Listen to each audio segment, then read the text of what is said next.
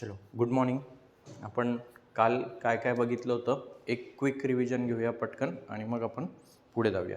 काल काय काय बघितलं होतं आपण, तर सगळ्यात पहिले बघितलं होतं की background of United Nations. United नेशन्सचं बॅकग्राऊंड बघितलं होतं की युनायटेड नेशन्सची स्थापना का झाली. त्याच्यानंतर आपण बघितलं होतं की ऑब्जेक्टिव्स किंवा फर्स्ट ऑफ ऑल क्रोनॉलॉजी बघितली होती.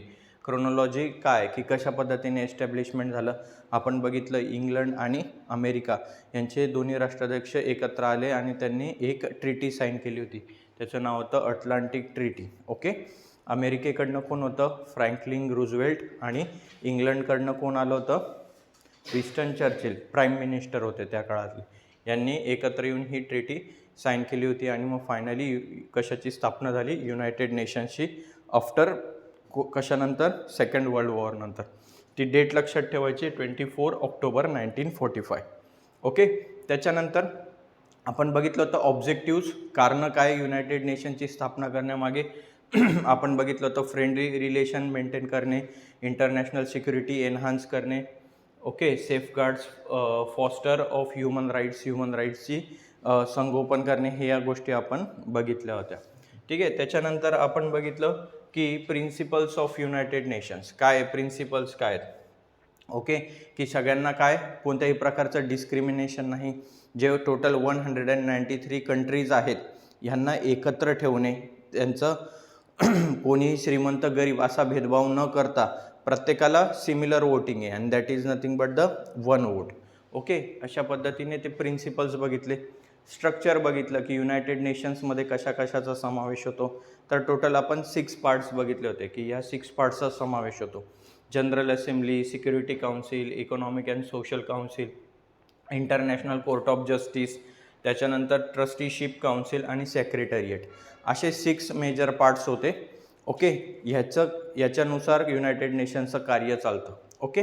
त्यातल्या त्यात आपण काल बघितलं होतं जनरल असेंब्ली, सिक्युरिटी काउन्सिल. आज आपल्याला बघायचं आहे economic and social council. Okay. ही जनरल असेंब्लीचा फोटो होता, आपण काल पण बघितलं होता. जनरल असेंब्ली आहे. ओके. युनायटेड नेशनची आणि सगळ्या कंट्रीजचे पार्टिसिपंट्स तिथे आलेले आहेत. सिक्युरिटी काउन्सिलबद्दल आपण बघितलं होतं, जनरल असेंब्लीबद्दल बघितलं होतं की जनरल असेंब्लीमध्ये टोटल 193 कंट्रीजचे मेंबर्स असतात. ओके. प्रत्येक कंट्रीचा एक सभासद याप्रमाणे. त्याच्यानंतर आपण बघितलं होतं सिक्युरिटी काउन्सिल. सिक्युरिटी काउन्सिलमध्ये टोटल किती सभासद असतात, तर 15 सभासद असतात. किती, 15. त्याच्यामधले 5 परमनंट होते आणि नॉन परमनंट किती होते, 10 होते. ओके. अशा पद्धतीने 15 सदस्य. त्याच्यातले 5 कंट्रीजची नावं सांगता येतील. बरोबर. अमेरिका, रशिया, इंग्लंड, फ्रान्स आणि चायना. इंडिया त्याचा पार्टिसिपंट नाही आहे. ओके. राहील लक्षात. पण आपण ट्राय करतोय की आपल्याला सुद्धा काय मिळालं पाहिजे, परमनंट मेंबरशिप मिळाली पाहिजे, असा आपण प्रयत्न करतोय. ओके. इथपर्यंत आपण काल आलेलो होतो. आज आपल्याला बघायचं आहे economic and social council. Okay. Economic म्हणजे आर्थिक. ओके. सोशल म्हणजे सामाजिक. काउन्सिल म्हणजे काय, परिषद. ओके. सो इकॉनॉमिक आणि सोशल काउन्सिलबद्दल आपल्याला आता बघायचं आहे. The main objective of this organisation is to coordinate the economic and social policies of the United Nation. महत्त्वाचं म्हणजे काय की कोऑर्डिनेट करणं. कोणाला, इकॉनॉमिक आणि जे सोशल पॉलिसीज आहेत, सामाजिक परंपरा आहेत, यांना काय करणं, कोऑर्डिनेट करणं. ठीक आहे. हे महत्त्वाचं काम कोणाचं आहे, या काउन्सिलचं आहे. ओके. इकॉनॉमिक अँड सोशल काउन्सिलचं. इकॉनॉमिक म्हणजे आर्थिक. आपण काल पण बघितलं होतं की वेगवेगळ्या प्रकारचे क्रायसिस एखाद्या देशामध्ये येऊ शकतात. आर्थिक क्रायसिस येऊ शकतात. श्रीलंकासारखा देश आहे, दिवाळखोर झाला, आपल्याला माहिती आहे. पाकिस्तानची पण आता सध्या तीच परिस्थिती. सो अशा देशांना आर्थिक मदत करणे, हे सुद्धा काम कोणाचं आहे, इकॉनॉमिक अँड सोशल काउन्सिल म्हणजेच कोणाचं आहे, युनायटेड नेशन्सचं काम. Okay. The council has 54 members. बघा यांच्यामध्ये किती मेंबर्स होते, आपण अगोदर बघितलं होतं. सिक्युरिटी काउन्सिलमध्ये किती मेंबर्स होते, 15.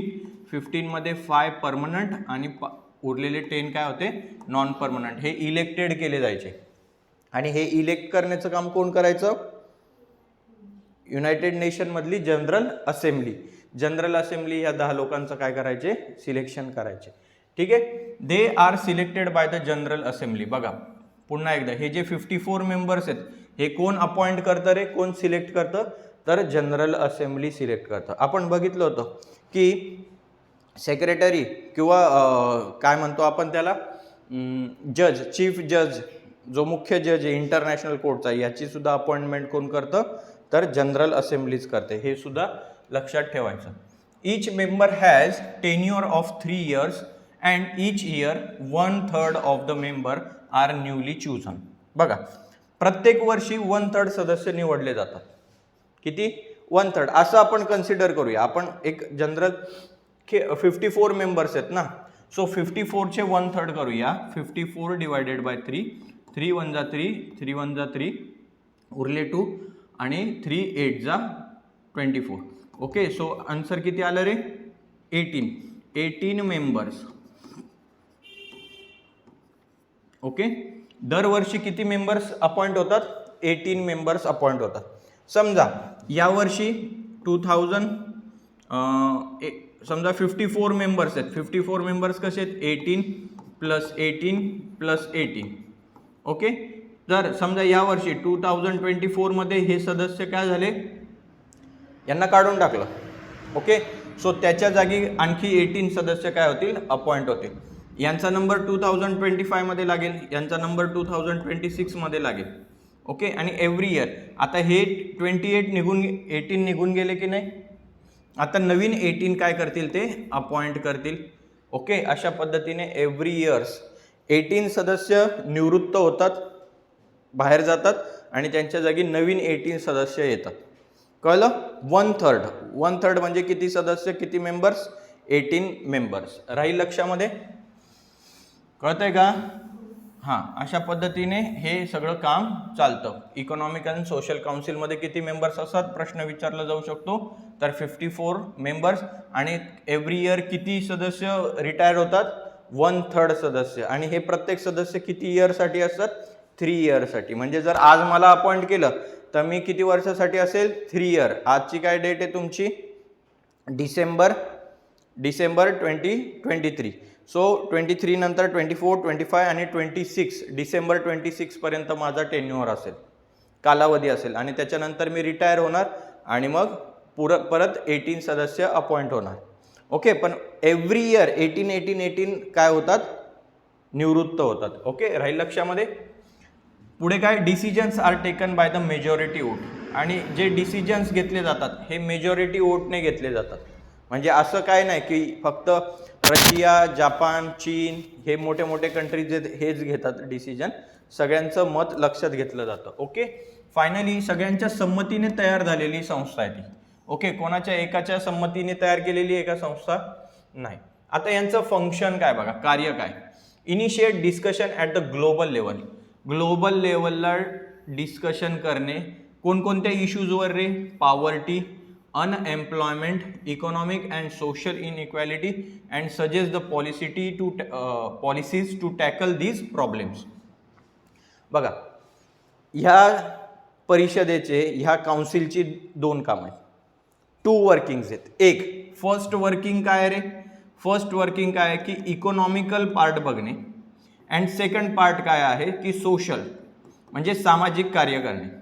आता बघा, पॉवर्टी, गरिबी हा मुद्दा कसला आहे? सामाजिक कार्याचा मुद्दा आहे. बरोबर आहे ना? पॉवर्टी म्हणजे काय? गरिबी. हा सामान्य मुद्दा आहे.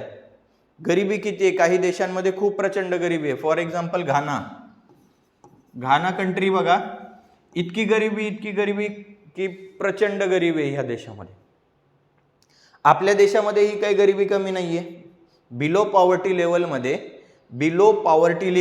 त्याला म्हणतात BPL, बिलो पॉवर्टी लेवल मध्ये भारतामध्ये बरीचशी संख्या येते. 4 करोड गेल्या वर्षीची आकडेवारी आहे की 4 crore peoples are below poverty level. 4 crore लोक अजूनही बिलो पॉवर्टी लेवल आहे. बिलो पॉवर्टी लेवल म्हणजे ज्यांना रोजचं खाण्याचं सुद्धा अन्न मिळत नाही, त्यांना आपण म्हणू शकतो की बिलो पॉवर्टी लेवल. किंवा ज्यांचं इयरली इन्कम कमी आहे, मंथली इन्कम कमी, त्यांना आपण टाकतो बिलो पॉवर्टी लेवलमध्ये, BPL मध्ये. ओके, सो अशा लोकांना मग आपली गव्हर्नमेंट प्रोव्हाइड करते, अन्न प्रोव्हाइड करते, रेशनचं धान्य. आपण बघितलं असेल 2 रुपये किलो गहू, 4 रुपये किलो तांदूळ वगैरे रेशनचं धान्य गव्हर्नमेंट देतं, कारण त्यांची इन्कम कमी आहे असं सरकारचं म्हणणं आहे. कळलं? सो मग या पॉवर्टीवर हे असे विषयावर चर्चा होते कुठे, युनायटेड नेशन्समध्ये, की देशामध्ये पॉवर्टी किती आहे, कमी झाली पाहिजे. अनएम्प्लॉयमेंट, बेरोजगारीचं प्रमाण वाढतंय, नोकऱ्या द्या. Okay, economical and social inequality ह्या मुद्द्यांवर चर्चा केली जाते. आणि काय केलं जातं की ह्यांच्यावर काय काम केलं पाहिजे, कशा प्रकारच्या पॉलिसीज अडॉप्ट केल्या पाहिजे जेणेकरून ही पॉवर्टी किंवा अनएम्प्लॉयमेंट कमी होईल, यावर चर्चा केली जाते. पुढे discuss issues like women's questions, empowerment of women, human rights, fundamental freedom, global trade, health related issues etcetera. बघा आणखी कशावर चर्चा केली जाते, तर वुमन्स क्वेश्चनवर. वुमन्स क्वेश्चन, स्त्रियांविषयी प्रश्न उभारले जातात, त्यांच्या एम्पॉवरमेंट बद्दल. एम्पॉवरमेंट म्हणजे काय, सशक्तीकरण, स्त्रियांचं सशक्तीकरण झालं पाहिजे, बरोबर. त्यांना पण पुरुषांच्या बरोबरीने काम करता यायला पाहिजे. याच्यासाठी काय करता येईल, स्त्रियांना एज्युकेशन देता येईल का, त्यांना नोकऱ्या देता येईल का, जेणेकरून ते सशक्त होतील, म्हणजे पुरुषांच्या बरोबरीने काम करतील. ह्युमन राईट्सवर खूप चर्चा केली जाते, कोणाचंही राईट, कोणाचाही अधिकार कमी होता कामा नये.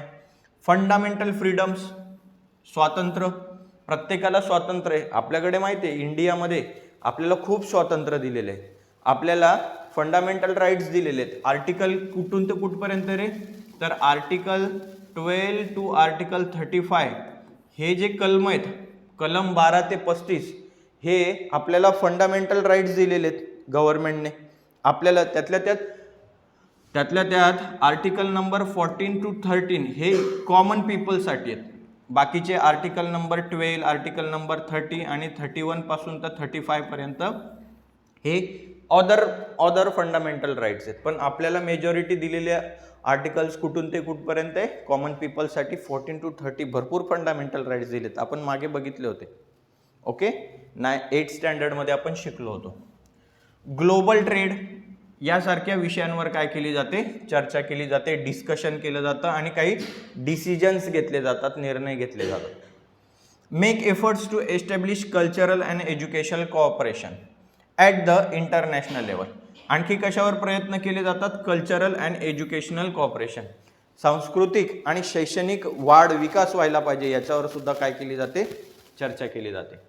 Coordinate the functioning of the different organization working in association with the United Nations. आणि अजून युनायटेड नेशन्सचे आणखी जे फंक्शन्स आहेत किंवा आणखी जे डिफरंट ऑर्गनायझेशन आहे, आपण काल बघितल्या ना वेगवेगळ्या ऑर्गनायझेशन, युनेस्को, युनिसेफ, काल बघितल्या ना आपण त्या काही वेगवेगळ्या संस्था बघितल्या आपण. तर त्यांच्यासोबत काय करणे, कोऑर्डिनेशन करणे, ही सगळी कामं कोणाची आहेत रे, इकॉनॉमिक अँड सोशल काउन्सिलची कामं आहेत. कळलं तुम्हाला? Next one is the secretariat. कळलं? इथपर्यंत कळलं काय काय काम आहेत, एकदम सोपी कामं आहेत, तुमच्या लक्षात राहायला पाहिजे. ह्याच्यावर तुम्हाला प्रश्न विचारले जाऊ शकतात की functions or working of economic and social council. Okay, यांचं वर्किंग लिहा तुम्ही, तर हे तुमच्या लक्षात राहिलं पाहिजे.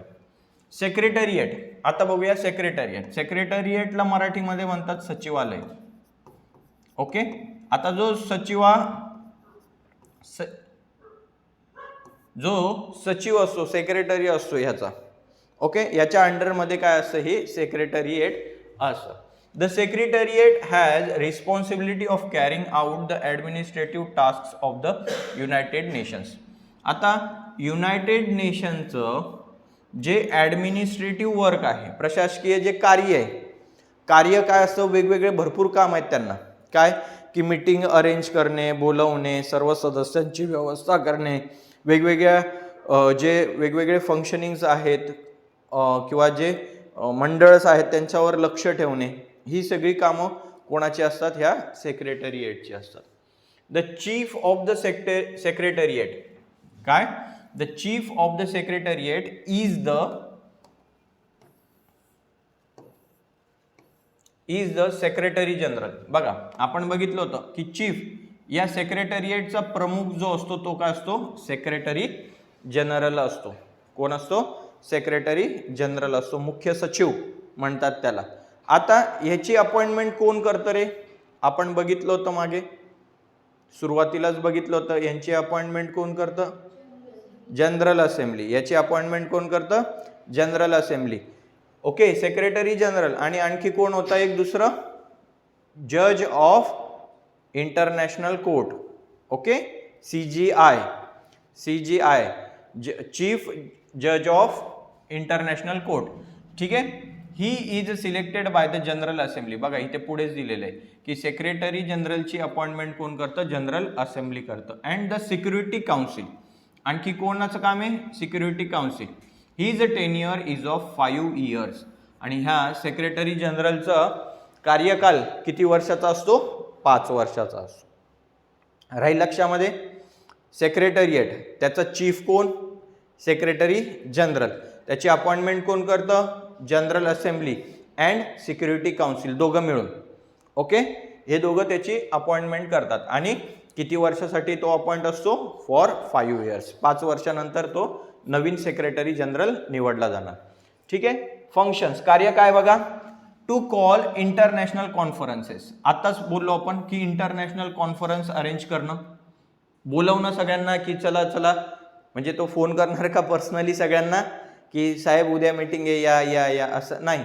एक अजेंडा असतो, तो डिक्लेअर केला जातो आणि पब्लिश केला जातो. न्यूज, मोठ्या मोठ्या ज्या न्यूज एजन्सी असतात, चॅनल्स असतात. ओके, आणि सेक्रेटरी जनरलचं हे काम नसतं, फक्त ते अजेंडा तयार करतात की अशा अशा प्रकारची मीटिंग आहे, आणि त्यांच्या ज्या हाताखाली पीपल्स असतात, वर्कर्स असतात, हे मग त्यांचं काम असतं की प्रत्येक देशाच्या सेक्रेटरीला काय करणे किंवा मेंबर्सला काय करणे, कॉल करून आमंत्रण देणे की अशा पद्धतीने आपण मीटिंग किंवा कॉन्फरन्स अरेंज केलेली.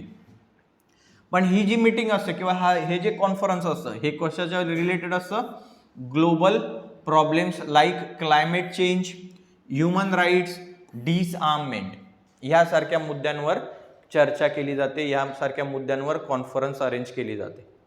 ओके, क्लायमेट चेंज सगळ्यात महत्त्वाचा मुद्दा आहे. सध्या किती क्लायमेट चेंज होत आहे, बरोबर.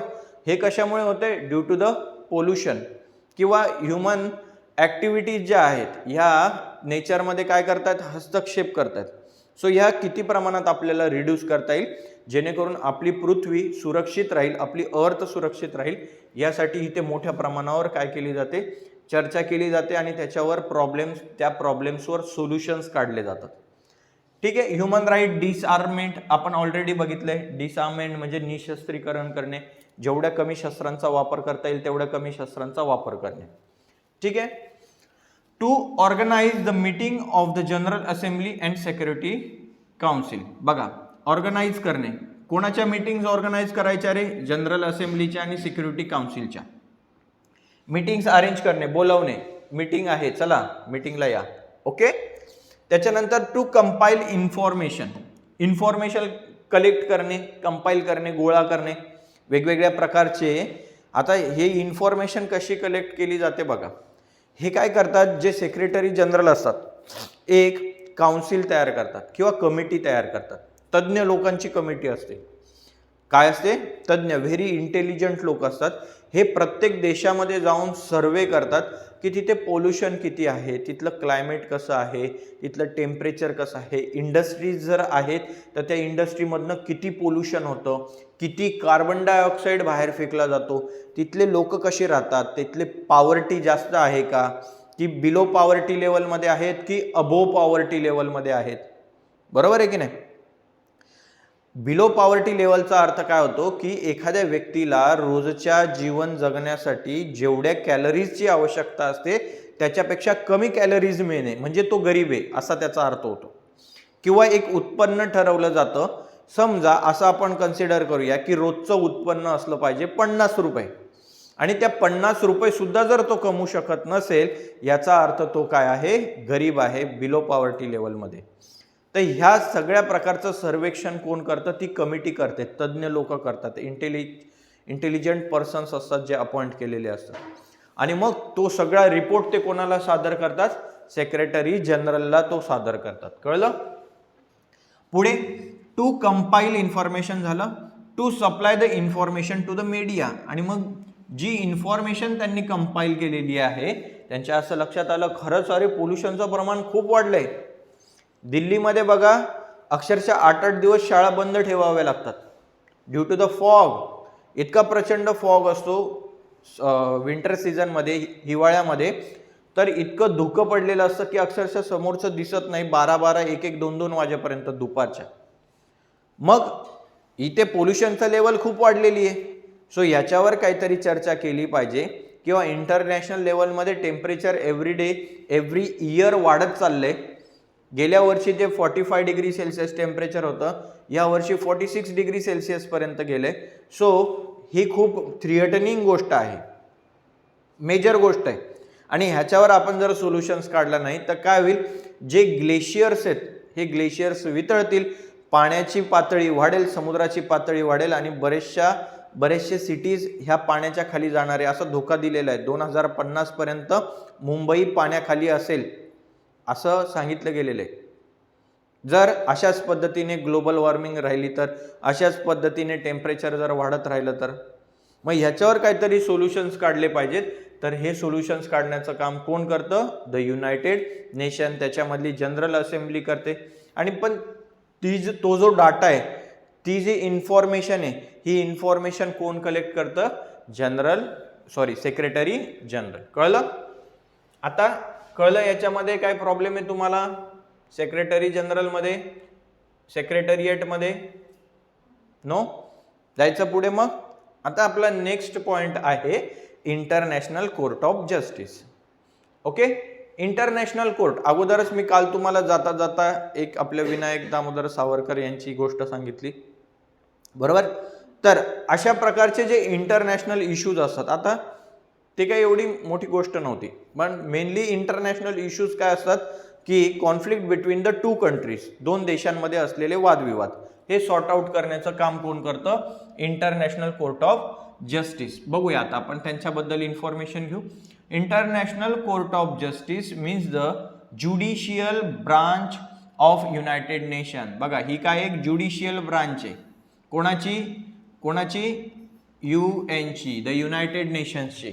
ही काय ज्युडिशियल ब्रांच आहे, म्हणजे हे न्यायदान करण्याचं काम करतात, न्याय देण्याचं काम करतात. Okay, the International Court of Justice is located at the Hague. बघा आपण सांगितलं होतं, मी काल सांगितलं होतं तुम्हाला, नेदरलँडमध्ये, इन द नेदरलँडमध्ये द हेग ही सिटी आहे. हेग, ओके, मराठीमध्ये काय म्हणतात ते, हेग नावाची सिटी, आणि तिथे हे इंटरनॅशनल कोर्ट आहे. कळलं?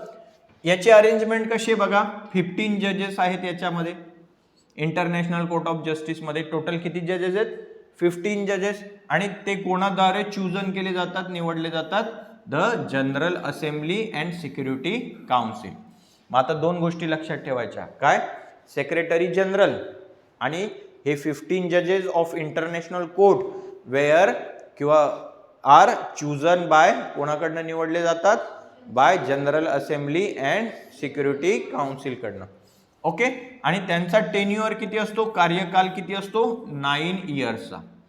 सेक्रेटरी जनरलचा कार्यकाल किती असतो, 5 इयर्सचा, आणि यांचा कार्यकाल किती असतो, 9 इयर्सचा. फंक्शन काय, कार्य काय यांचे बघा, to settle the disputes between the 2 or more members nations of the United Nation. United नेशनचे जेवढे मेंबर्स आहेत त्यांच्यामध्ये जर काही डिस्प्यूट्स असतील, वादविवाद असतील त्यांच्यामध्ये, म्हणजे त्यांच्या देशांमध्ये, ओके, जर काही वादविवाद असतील तर ते वादविवाद सेटल करणे. ओके, नेक्स्ट काय, to interpret international law authentically. Interpret करणे म्हणजे समजावून सांगणे. काय, इंटरनॅशनल जे लॉज आहेत हे समजावून सांगण्याचं काम पण कोण करतं, इंटरनॅशनल कोर्ट ऑफ जस्टिस. जसं इंडिया अँड पाकिस्तानमध्ये 1947ची फर्स्ट वॉर झाली होती, त्याच्यामध्ये काय झालं रे, की हा आपला जम्मू काश्मीरचा जो भाग होता,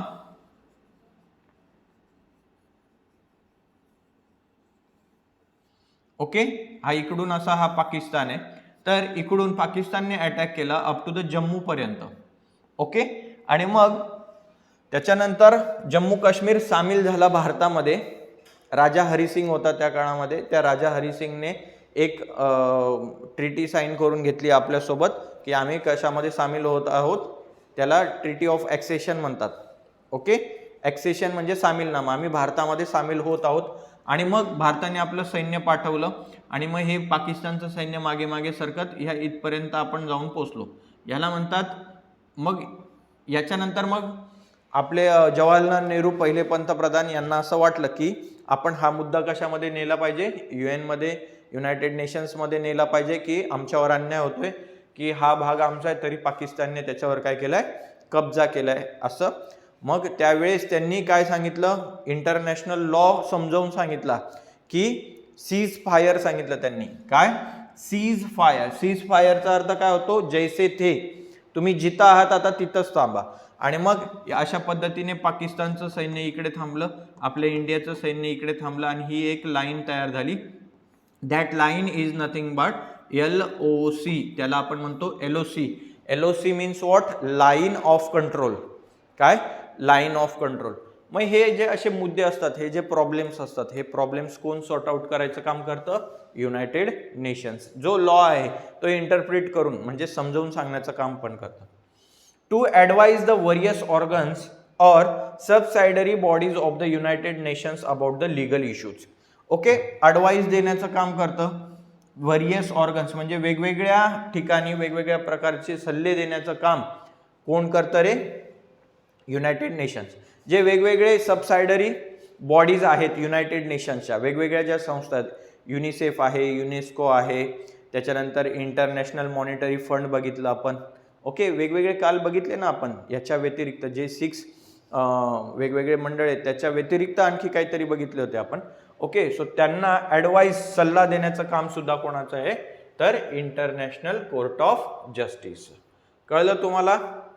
इथपर्यंत काही प्रॉब्लेम आहे? आता बघूया next one is the trusteeship council. Okay, trusteeship काउन्सिलचा अर्थ काय होतो रे मराठीमध्ये? विश्वस्त मंडळ. काय म्हणतात त्याला? विश्वस्त मंडळ. After the second world war the territories that were underdeveloped were placed under the responsibilities of the developed nations. पूर्ण वाचून घेतो आणि मग एक्सप्लेन करतो. The latter were suppose to help bring about the development of the trust territories and once they attain independence from their colonies help establish democracy. The work of the trusteeship council is over as there are no trust territories left. Okay, आणि ह्याचं काम कधी संपलंय? 1 November 1994 मध्ये. आता actually काय ते मी समजून सांगतो. ट्रस्टीशिप काउन्सिल काय भानगडे? ओके, ट्रस्टीशिप काउन्सिल काय भानगडे रे? तर जसं इंडिया ही कॉलनी होती, फर्स्ट ऑफ ऑल 1947च्या अगोदर काय होती? कॉलनी होती. कोणाची कॉलनी होती रे? ब्रिटिशर्सची, इंग्लंडची एक कॉलनी होती, वसाहत होती. ओके, म्हणजे आपण असं म्हणा इनडायरेक्टली की आपण कोणाचे गुलाम होतो रे? इंग्लंडचे गुलाम होतो, बरोबर? राणीचे गुलाम होतो. मग आपण स्वातंत्र्य मिळवलं 1947 नंतर, आपल्याला स्वातंत्र्य मिळालं, इंडिया बिकम इंडिपेंडंट. ओके, मग अशा बऱ्याचशा कंट्रीज होत्या किंवा असे बरेचसे काय होत्या, कॉलनीज होत्या, ज्या कोणाच्या कॉलनीज होत्या रे? इंग्लंडच्या कॉलनीज होत्या. फॉर एक्झाम्पल साऊथ आफ्रिका, अमेरिकेमधल्या काही पार्ट होता आणि अजूनही बरेचसे छोटे छोटे देश होते. ओके, सो हे आता बघा सगळ्यात शेवटचं कंट्री कोणती सेपरेट झालेली आहे तर ती आहे पलाव. ओके, नंतर बघूया, त्या पलावकडे नंतर जाऊया. तर मग हे जे अशा काही देशांवर अधिकार गाजवलाय कोणी? इंग्लंडने. तर त्यांना काय करणे? सेपरेट करणे. फक्त इंग्लंडच नव्हे, बरेचशा अजून पण कंट्रीज होत्या ज्यांनी दुसऱ्या देशांवर कब्जा करून ठेवलेला होता. सो अशा देशांना काय करणे? इंडिपेंडंट करणे. काय करणे? ह्या ज्या टेरिटरीज आहेत ह्यांना काय करणे? इंडिपेंडन्स देणे, स्वातंत्र्य देणे. मग फक्त स्वातंत्र्य देणं एवढंच काम आहे का? नाही. स्वातंत्र्य दिले गेल्यानंतर त्यांच्यामध्ये डेमोक्रेसी निर्माण करणे. डेमोक्रेसी म्हणजे काय? डेमोक्रेसी म्हणजे काय? लोकशाही प्रस्थापित करणे. तिथे लोकशाही म्हणजे काय? की आपणच निवडून दिलेले प्रतिनिधी ते त्या देशाचा कारभार चालवतील, जिथे समानता असेल, कोणत्याही प्रकारचा धार्मिक भेदभाव नसेल, सगळे लोक काय असतील, समान असेल, स्त्री पुरुष समानता असतील, तिथल्या लोकांना फंडामेंटल राईट्स असतील, अधिकार असतील, कार्य असतील, ओके, वेगवेगळी प्रकारची कर्तव्य असतील. तर हे एवढंच काम कोणाचं आहे, हे ट्रस्टीशिप काउन्सिलचं काम आहे. ओके, परंतु आता असा कोणताही देश गुलाम राहिलेला नाही. गुलाम देशाला स्वातंत्र्य करणे एवढं काम कोणाचं होतं, या ट्रस्टीशिप काउन्सिलचं. आता सगळ्यात शेवटी बघा काय की एक पलाव नावाची कंट्री आहे, ती सेपरेट झाली कधी, 1 नोव्हेंबर 1994 ला. आता मात्र कोणताही देश गुलाम राहिलेला नाही. त्याच्यामुळे आता त्यांना फ्री करणे आणि त्यांच्या देशामध्ये डेमोक्रेसी स्थापन करणे हे कामच राहिलेलं नाही. सो सगळ्यात शेवटचं काम कधी झालं रे, हे 1 नोव्हेंबर 1994 मध्ये. आता हे पलाव जे आयलँड आहे हे कुठे, पॅसिफिक ओशन मध्ये, ठीक आहे, फिलिपाईन्स मध्ये. राहील लक्षामध्ये. ओके, सो एवढंच याचं काम आहे द ट्रस्टीशिप काउन्सिलचं. ओके, नेक्स्ट बघूया. मिलेनियम डेव्हलपमेंट गोल, सहस्त्रक विकास उद्दिष्टे. ठीक आहे, आता काही गोल्स यांनी ठरवलेले. सहस्त्र म्हणजे किती, 1000 असं, किंवा मिलेनियम म्हणूया आपण त्याला, मिलेनियम डेव्हलपमेंट गोल्स. बघूया. The United nations nations came together in 2000 and decided upon the development goals for the new millennium. Okay, some of the important goals are as follow. आता हे पुढचे नियर अबाउट खूप मोठं उद्दिष्ट ठेवलं जातं की पुढच्या 50 वर्षापर्यंत आपल्या जगामध्ये अशा प्रकारची डेव्हलपमेंट झाली पाहिजे, पुढच्या 100 वर्षामध्ये अशा प्रकारची डेव्हलपमेंट झाली पाहिजे, पोल्युशन एवढं कंट्रोलमध्ये आलं पाहिजे, असं झालं पाहिजे, तसं झालं पाहिजे, पेट्रोलचा वापर कमी झाला पाहिजे, CNGचा वापर वाढला पाहिजे, इलेक्ट्रिकलचा वापर वाढला पाहिजे. अशा प्रकारचे गोल्स, गोल म्हणजे उद्दिष्ट, आणि हे लॉंग टर्म उद्दिष्ट असतात, छोटे नाही. म्हणजे छोटं उद्दिष्ट म्हणजे काय की येत्या 10 वर्षामध्ये पोलिओ समाप्त झाला पाहिजे, अशा देशाने आपल्या काय केलंय, एक गोल डिसाईड केलंय, उद्दिष्ट डिसाईड केलंय, आणि आपण ते अचीव केलंय. आता जवळजवळ आपल्या देशामध्ये जवळजवळ नाही, पोलिओचा एकही पेशंट नाहीये. ओके, याचा अर्थ काय रे की ते उद्दिष्ट आपण साध्य केले. मग हे असे उद्दिष्ट यांनी काय केलेले, डिसाईड केलेले आहेत. कधी, 2000 मध्ये. ओके, मग ते काही दिलेले तिथे. To eliminate poverty and hunger. बघा, एलिमिनेट म्हणजे नष्ट करणे. सगळ्या देशांमधनं येत्या 100 वर्षामध्ये म्हणजे 3000 इयर पर्यंत काय करणे रे, पॉवर्टी आणि हंगर एलिमिनेट करणे. पॉवर्टी म्हणजे गरिबी आणि हंगर म्हणजे भूकमारी. एकही व्यक्ती भुकेने नाही मेला पाहिजे आणि पॉवर्टीने, गरिबीने नाही मेला पाहिजे. म्हणजे डायरेक्ट कॅन्सलच. पॉवर्टीच नाही ठेवायची, गरिबीच नाही ठेवायची. म्हणजे आता गरिबी नाही ठेवायची म्हणजे त्यांना काय पैसे वाटायचे का, नाही. त्यांना असं काम द्यायचं जेणेकरून त्यांना जर काम दिलं आपण तर त्यांच्याकडे पैसे येतील आणि ते गरीब राहणार नाहीत. ओके, म्हणून भारतामध्ये एक मोठी स्कीम राबवली गेलेली, मनरेगा म्हणून. ओके, मनरेगा. ओके, तर त्याच्या थ्रू काय केलं जातं की जे अनएम्प्लॉईड लोक आहेत त्यांना नोकऱ्या दिल्या जातात. ओके, आणि नोकऱ्या दिल्या की मग त्यांच्याकडे पैसे येतील आणि पैसे आले की मग ते गरीब राहणार नाहीत, असं त्याच्या मागचं उद्दिष्ट आहे. To make facilities of primary education available. बघा, सगळ्यात महत्त्वाचं म्हणजे प्रायमरी एज्युकेशन अवेलेबल करून देणे. करून दिलंय का आपल्या देशामध्ये एज्युकेशन फ्री? येस, गव्हर्नमेंटकडनं 6 ते 15 ज्यांचं एज 6 इयर्स टू 15 इयर्स पर्यंत आहे त्यांना शिक्षण फ्री आहे, एज्युकेशन फ्री आहे. मग तुम्ही म्हणाल सर आम्ही तर शाळेमध्ये फी भरतो. भरतात का तुम्ही फी? पण तुम्ही गव्हर्नमेंट स्कूलमध्ये आहात का? नाही. तुम्ही कोणाच्या स्कूलमध्ये आहेत? प्रायव्हेट स्कूलमध्ये. सो प्रायव्हेट स्कूलमध्ये हा नियम लागू नाही. गव्हर्नमेंटचे जे स्कूल्स आहेत त्यांच्यामध्ये तुमच्याकडनं 1 रुपया सुद्धा फी घेतली जाणार नाही. शिवाय तुम्हाला दुपारी जेवायला पण मिळेल. मिड डे मील योजना आहे, मिड डे मील योजना, ही पण कशाचा भाग आहे? याचाच आहे. मिलेनियम डेव्हलपमेंट गोल, मिड डे मील. पण ती भारत देशाने लागू केलेली आहे का की सकस अन्न मिळालं पाहिजे. प्रत्येक मुलाला काय मिळालं पाहिजे? सकस अन्न मिळायला पाहिजे. सकस म्हणजे पौष्टिक अन्न मिळालं पाहिजे, असा त्यामागचा उद्देश आहे. To bring about women's empowerment, reduce infant mortality rate. वुमन्सचं काय करणे, एम्पॉवरमेंट करणे, सशक्तीकरण करणे, स्त्रियांना सुद्धा सशक्त करणे. इन्फॅन्ट मॉर्टिलिटी रेट रिड्यूस करणे, कमी करणे. इन्फॅन्ट म्हणजे भ्रूण हत्या किंवा बालमृत्यूचं प्रमाण कमी करणे.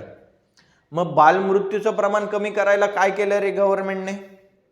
बघा काय केलंय गव्हर्नमेंटने माहिती आहे का तुम्हाला? ज्या स्त्रिया प्रेग्नंट असतात, ओके, सो त्यांचा सर्वे केला जातो, त्यांचे दर महिन्याला चौकशी केली जाते. त्या ज्या ताई असतात त्या घरी येतात, मेडिकलवाल्या नाही, आशाताई म्हणतात त्यांना. त्या घरी येतात, चौकशी करतात. त्यांचं एक कार्ड असतं, रिपोर्ट कार्ड, प्रोग्रेस कार्ड. त्यांना दर महिन्याला आयरनच्या गोळ्या दिल्या जातात फ्री ऑफ कॉस्ट. ओके, एखादी स्त्री, तिला वेगवेगळ्या प्रकारचं पौष्टिक अन्न मिळावं याची काळजी घेतली जाते. म्हणून सरकार प्रत्येक एखादी बाई जर डिलिव्हर्ड झाली तर तिला 5,000 रुपये दिले जातात गव्हर्नमेंटकडनं. माहिती आहे का तुम्हाला ही स्कीम? ओके, हे कशासाठी रे? इन्फॅन्ट मॉर्टिलिटी रेट कमी करण्यासाठी, बालमृत्यूचं प्रमाण कमी करण्यासाठी. बालमृत्यूचं प्रमाण काय होतं की एखाद्या बाईला जर जेवायलाच नाही मिळालं, तिचं खूप एक्झर्शन झालं, तर तिच्या पोटातलं बाळ राहील का? नाही. म्हणजे मृत्यूचं प्रमाण वाढेल. मग असं होऊ नये म्हणून काय केलं जातं, वेगवेगळ्या स्कीम्स राबवल्या जातात. बघा भरपूर स्कीम्स गव्हर्नमेंट राबवतं पण आपल्याला माहीतच नसतं. मग आपण म्हणतो की अरे सरकार काहीच करत नाही, सरकार काहीच करत नाही. बघा इथे पुढे दिलेलाच मुद्दा, to take special care of the health of the pregnant woman.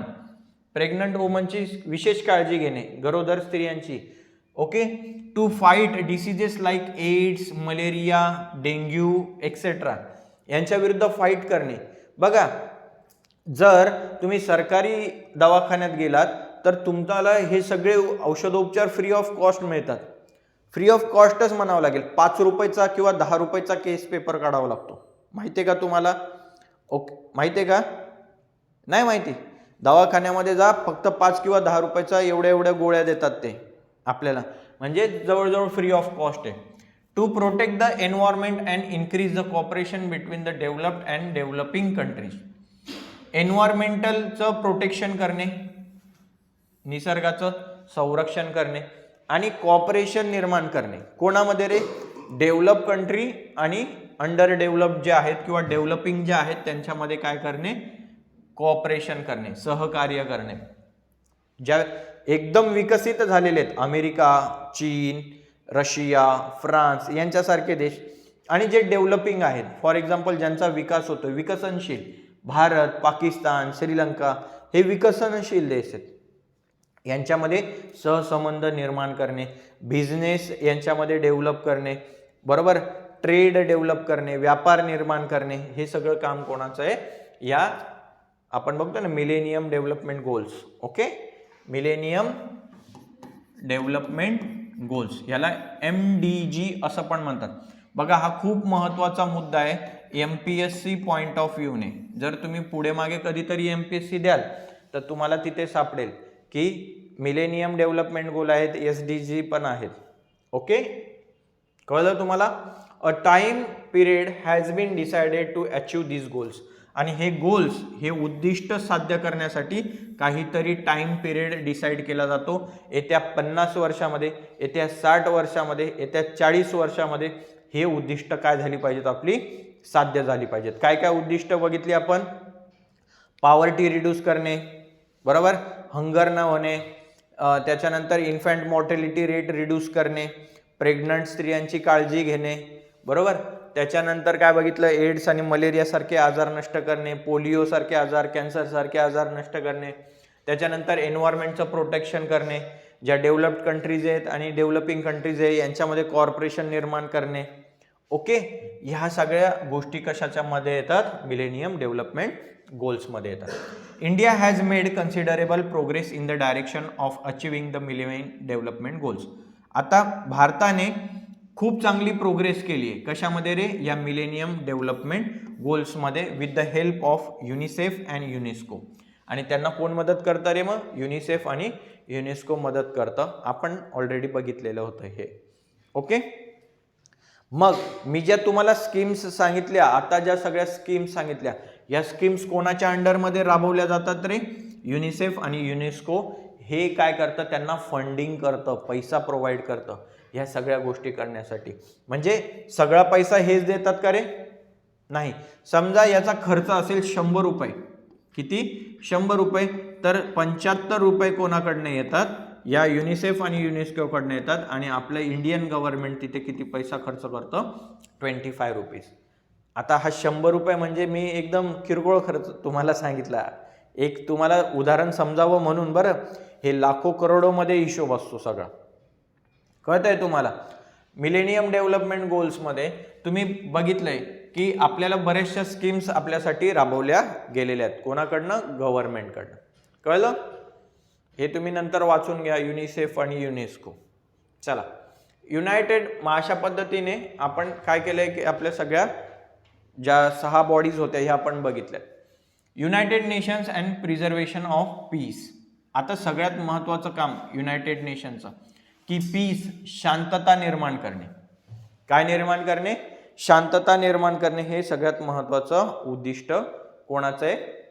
United नेशनचं. खरं तर त्याच्यासाठीच म्हणून याची काय केली गेलेली आहे? स्थापना केली गेली. Okay. The objective of the United Nations is to settle international conflict peacefully. सगळ्यात महत्त्वाचं ऑब्जेक्टिव्ह, उद्दिष्ट काय आहे की इंटरनॅशनल कॉन्फ्लिक्ट सेटल करणे, शांततापूर्वक, कोणत्याही प्रकारचा वादविवाद न करता. The United Nations charter lay down the ways and means to be employed to achieve this goal. It includes appointing and intermediately acceptance to the nations involved in the conflict, use the legal procedure, बघा, conflict, use the legal procedure, appoint an arbitrary to solve the dispute, and if needed to take resource to military means and they ensure that the conflict will not occur again. खूप मोठं वाक्य आहे. काय म्हटलंय तिथे की international लेवलला United nation participate करतं. आता समजा इथे वॉर आहे बिटवीन इंडिया अँड पाकिस्तान, तर युनायटेड नेशन हे ॲज अ इंटरमिजिएट म्हणून काम करतं, मध्यस्थीची भूमिका पार पडतं. कसली भूमिका पार पडतं? मध्यस्थी. मध्यस्थी म्हणजे बघा ना, आता स्कूलमध्ये जर तुमच्या दोघांची भांडणं झाली तर तुम्ही कोणाला सांगायला जातात? टीचरला.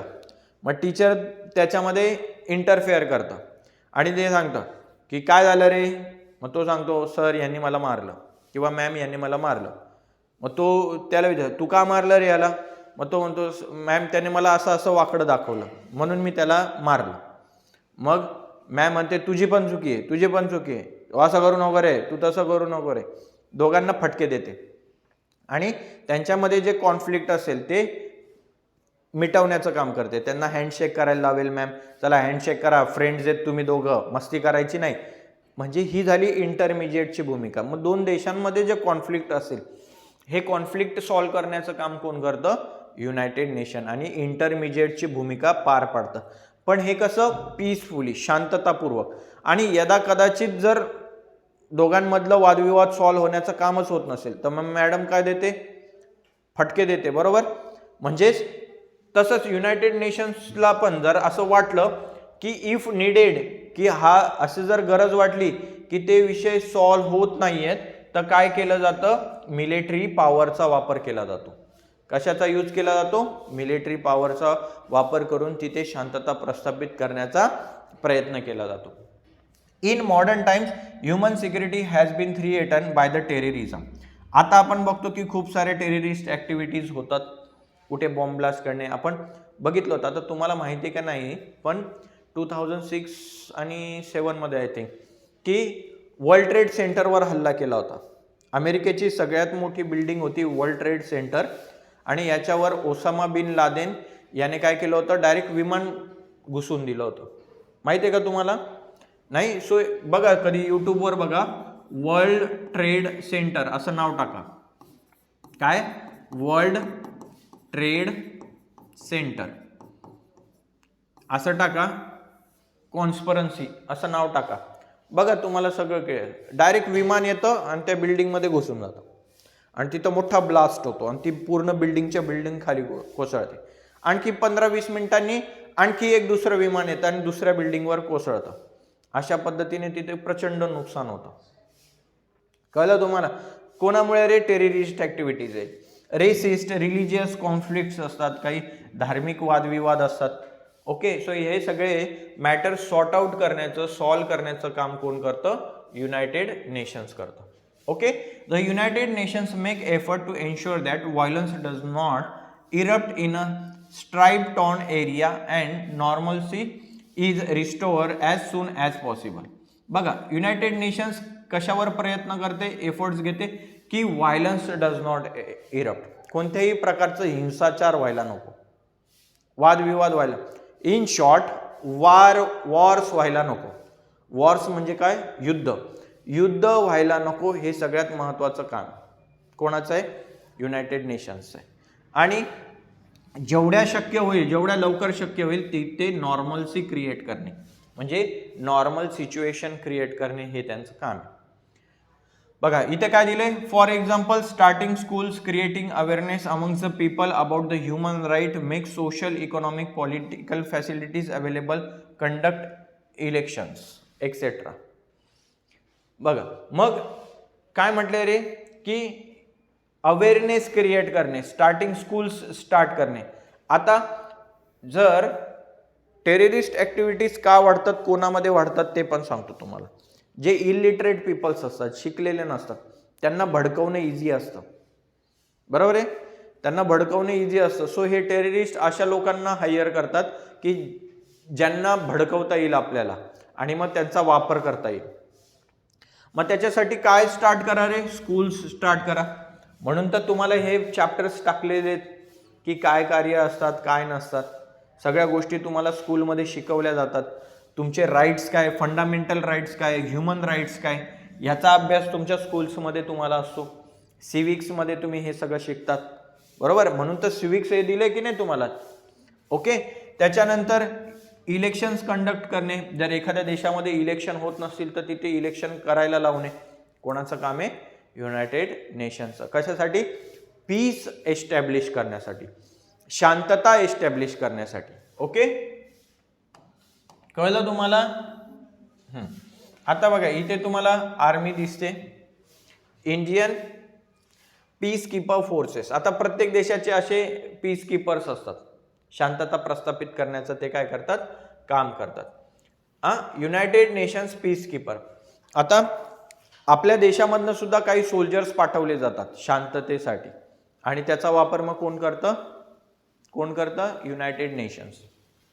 The peacekeeping activity of the United Nations involves creating appropriate circumstances favourable for the bringing about the permanent peace in a stripe torn areas. Strife torn area म्हणजे काय रे? की जिथे वादविवाद चालू आहे, संघर्ष चालू आहे, अशा एरियामध्ये यांचे हे पीस कीपर्स सोल्जर्स पाठवले जातात युनायटेड नेशन्सकडनं शांतता प्रस्थापित करण्यासाठी. The peacekeeping forces help this area to progress towards peace. आणि मग हे जे पीस कीपिंग फोर्सेस असतात, आर्मी असते, हे काय करते रे? की त्या एरियामध्ये मदत करते शांतता प्रस्थापित होण्यासाठी. Okay, in conflict ridden areas security is provided and at the same time help is extended. Okay, मग हे जे पीस कीपर्स असतात, सोल्जर्स असतात, हे अशा जे कॉन्फ्लिक्टवाले एरिया असतात, जिथं वादविवाद चालू आहे, अशा एरियामध्ये जातात आणि तिथल्या लोकांना काय प्रोव्हाइड करतात? सिक्युरिटी प्रोव्हाइड करतात. ओके, कळलं? पुढे, आणि तिथे एस्टॅब्लिश करतात peace. The United nation takes up peacekeeping as one of the tasks for safeguarding and fostering peace in the world. मग हे पीस कीपर्स काय काम करतात रे? सेफगार्ड, सुरक्षा प्रोव्हाइड करण्याचं, शांतता प्रोव्हाइड करण्याचं काम, जगामध्ये शांतता पसरवण्याचं काम कोण करतात? हे पीस कीपर्स करतात. ओके, पीस म्हणजे काय? शांतता. कीपर्स म्हणजे काय? राखणारी, शांतता प्रस्थापित करणारी force, team. Okay, following things are other actions the United nation may take supplementary to peacekeeping activity. बघा इथे काही गोष्टी दिलेल्या आहेत, ॲक्शन्स दिलेल्या आहेत, ज्या कोण करतं? सप्लिमेंटरी ॲक्टिव्हिटीज आहेत, पूरक ॲक्टिव्हिटीज आहेत कोणाच्या? पीस कीपरच्या. शांतता प्रोव्हाइड करणे हे तर काम आहेच. काय? शांतता प्रोव्हाइड करणे हे काम तर आहेच, यदा कदाचित गरज पडली तर एखाद्या देशावर हल्ला सुद्धा केला जातो. बरोबर आहे. बघा पहिलं काम काय आहे, prevention of conflict and medium. जे कॉन्फ्लिक्ट आहे मेडिएशन, कॉन्फ्लिक्ट आणि मेडिएशनचं काय करणे, प्रिव्हेंट करणे, वादविवाद निर्माण होणार नाही याची काय घेणे, काळजी घेणे. ॲक्च्युअली एस्टॅब्लिश पीस, शांतता निर्माण करणे. Implement the measures of the protecting peace. Okay, शांतता प्रस्थापित करण्यासाठी मेजर्स म्हणजे काय म्हणता येईल त्याला, की तरतूद करणे एखाद्या गोष्टीची, जेणेकरून तिथे कशा पद्धतीने शांतता निर्माण होईल. समजा एक उदाहरण सांगतो मी तुम्हाला. आता जर हिंदू आणि मुस्लिम असे दंगे घडले, बरोबर, आणि खूप मारामाऱ्या झाल्या, या दोन गटामध्ये काय झाल्या, मारामाऱ्या झाल्या, आणि त्या ठिकाणी खूप अस्ताव्यस्त परिस्थिती निर्माण झाली, एकदम वाईट कॉन्फ्लिक्ट निर्माण झाला. मग अशा वेळेस काय मेजर्स केले जातात रे, काय केलं जातं, की आपल्याकडे आर्टिकल आहे इंडियामध्ये, आर्टिकल नंबर 144, काय, जमावबंदी. म्हणजे 5 लोकांपेक्षा जास्त लोक एका ठिकाणी जमा होऊ शकत नाही, आणि जर जमा झाले तर तो गुन्हा आहे, त्यांना लगेच अरेस्ट केलं जातं किंवा त्यांच्यावर कारवाई केली जाते. म्हणजे अशा पद्धतीने काहीतरी करणार की जेणेकरून लोक एकत्र येतील का, नाही, एकत्रच आले नाही तर भांडणं होतील का, नाही, अशा प्रकारचे काय करणे, मेजर्स करणे. कळलं. आणि पीस बिल्डिंग, सगळ्यात महत्वाचं काम काय, पीस बिल्डिंग, शांतता प्रस्थापित करणे, हे महत्वाचं काम कोणाचं, या पीस कीपर्सचं आहे. कळलं तुम्हाला. चला आता शेवटचा मुद्दा राहिला आहे आपला, the United nations and India यांच्यामध्ये काय संबंध आहे बघा, किंवा इंडियाचा काय रोल आहे, इंडियाची काय पोझिशन आहे United नेशनमध्ये. India has participated in the different conferences that were held before the establishment of the United Nations. India has participated in bringing issues like decolonization, disarmament, racial segregation on the United Nations platform. मग भारताने कशामध्ये participate केले रे, डिकॉलनायझेशनच्या इश्यूमध्ये participate केला होता.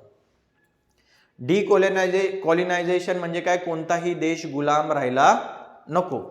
डिसआर्मेंट म्हणजे निशस्त्रीकरण, की कोणीही शस्त्र बाळगायचे नाहीत, जे हार्मफुल वेपन्स आहेत, फॉर एक्झाम्पल केमिकल बॉम्ब्स असतात, ओके, त्याच्यानंतर ॲटम बॉम्ब्स असतात, हायड्रोजन बॉम्ब्स असतात, यांचा वापर करायचा नाही. यासारख्या इश्यूजमध्ये काय केलेलं आहे, इंडियाने पार्टिसिपेट केलेलं आहे.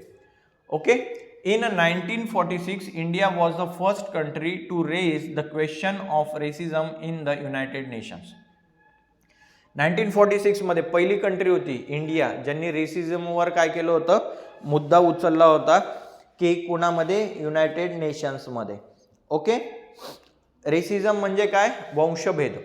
रेसिझम म्हणजे काय, वंशभेद. काळा गोरा असा भेद केला जातो, की तू हायर कास्ट आहे, आम्ही हायर कास्ट आहेत, तुम्ही लोअर कास्ट आहेत, like that. Okay. India has always led a discussion about the problems of the undevelopment and developing countries. Bharat नेहमी डिस्कशन करतो कोणत्या मुद्द्यांवर, की अनडेव्हलप्ड आणि डेव्हलपिंग कंट्रीज मध्ये जे कॉन्फ्लिक्ट्स असतात याच्याबद्दल नेहमी चर्चा करते. ओके.